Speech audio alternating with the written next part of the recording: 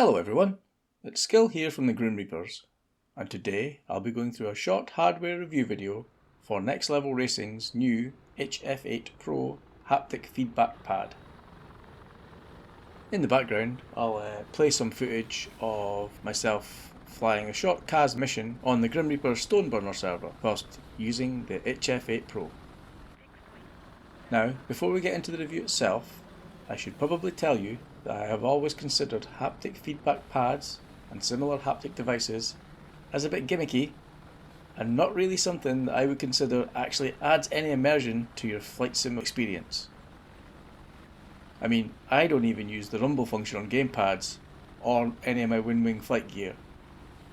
So when Next Level Racing reached out and asked if I would be interested in doing a review for the upcoming Pro version of their HF8 haptic feedback pad, I thought, sure, why not, but I probably won't like it.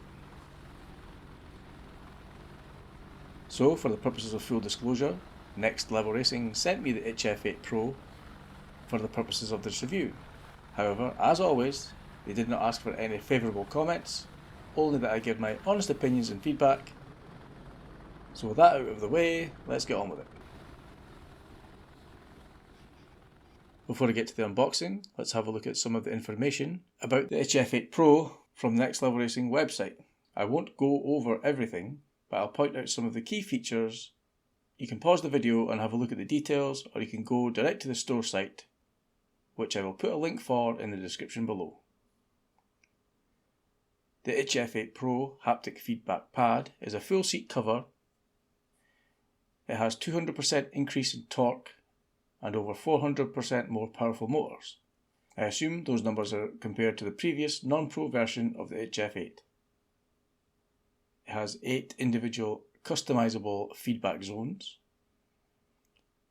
The HFS software runs at up to 75 FPS, so boasts near instant response times for the feedback to the pad. The pad cover is made from SimAero breathable mesh, which is covering thick foam pads. The HF8 Pro arrived well packaged and double boxed. The outer box to protect it during shipping, with the retail packaging inside, which displayed all of the product details.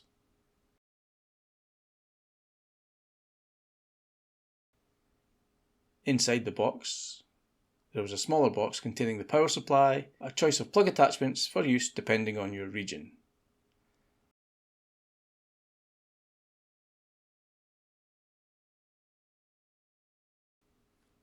Then we have the HF8 Pro itself, contained in a plastic bag along with the manual.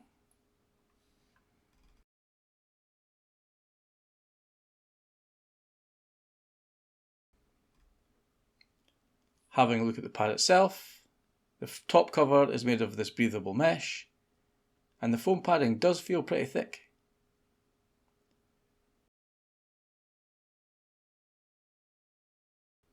There are these straps which are used to secure the pad to your chair.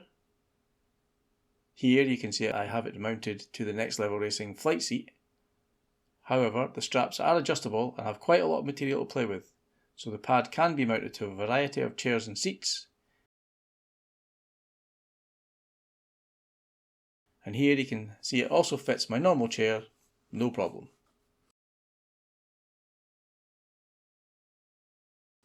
Once fitted, it is very comfortable to sit on, but just something that might be worth bearing in mind is that the HF8 Pro is pretty thick, so it does mean that your sitting position will be slightly higher than it was without it. The HF8 Pro has a couple of options for connecting it to your PC. There are some audio jack connectors, and there is a USB Type-A connection.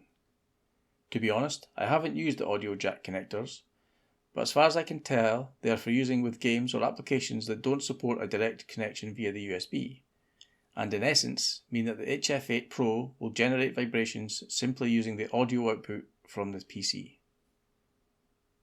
As I say, I haven't used that.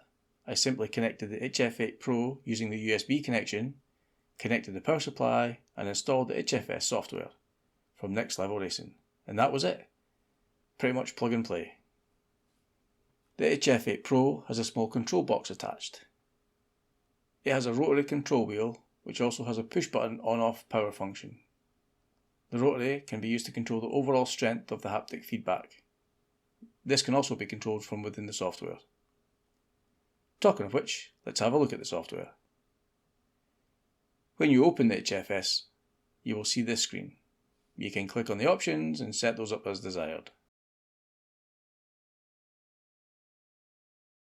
Back to the main screen. To the left, you have a representation of the HF8 Pro showing the position of the 8 haptic feedback motors or zones. There's a slider showing the intensity level and the active connection type. Here it is shown as the USB.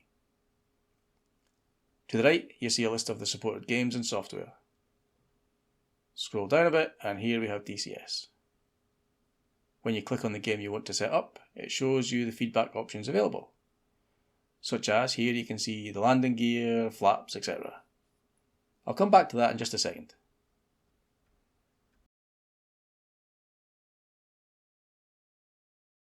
Firstly, you can see here that the rotary wheel in the control box can be used to adjust the overall feedback intensity.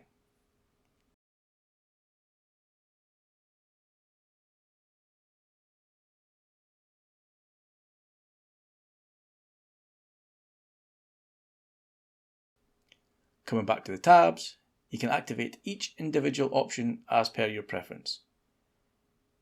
You can also choose which feedback motors or zones you want to be activated in response to an option, as well as set the specific intensity for each option.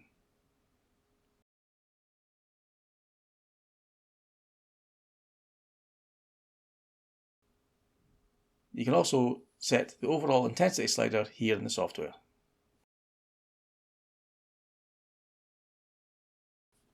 Haptic feedback is not something that I can easily show you in a video. Here I am flying using the HF8 Pro. Can't you tell? No? Well, let's try this. Here I will activate the upper rear feedback zone and let you hear the vibration. And on the seat base, I will try and show you a visual representation of the feedback. I mean, it's not great, but it is science and it gives you an idea.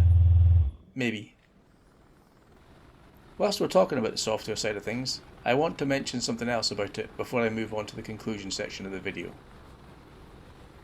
Whilst the Next Level Racing HFS software makes the HF8 Pro pretty much plug and play, it's very easy and intuitive to use and has some great features for using the HF8 Pro.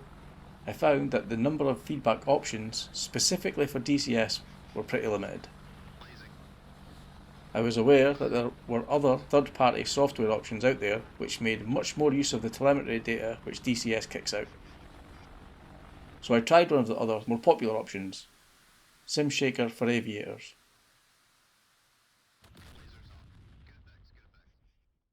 I will quickly show you what I'm talking about. Here, as before, are the feedback options for DCS in the HFS software.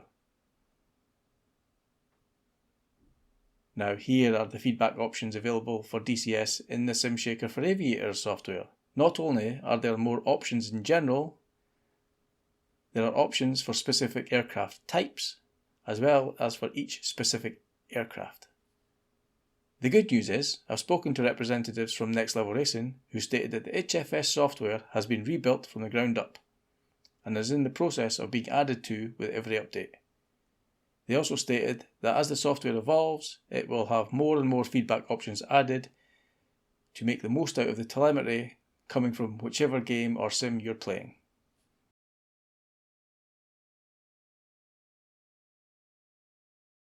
The Next Level Racing HF8 Pro is currently on sale for the price shown, which is correct as of early May 2025.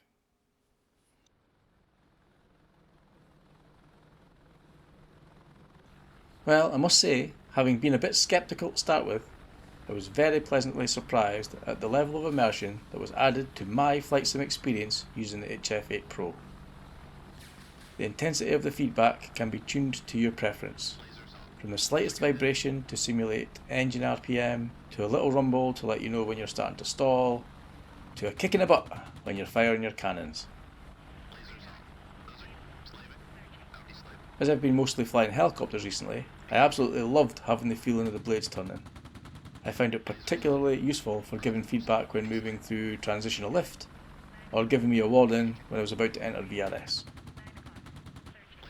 The feedback itself is instant and precise, and the motors are more than powerful enough to really shake things up. I've never used the original HF8 in the past, or any other haptic feedback pad for that matter, so I cannot comment on how the HF8 Pro compares. But I am very happy to report that the Pro feels great, and I would be more than happy to highly recommend it to anyone looking to add the next level of immersion to their flight sim experience.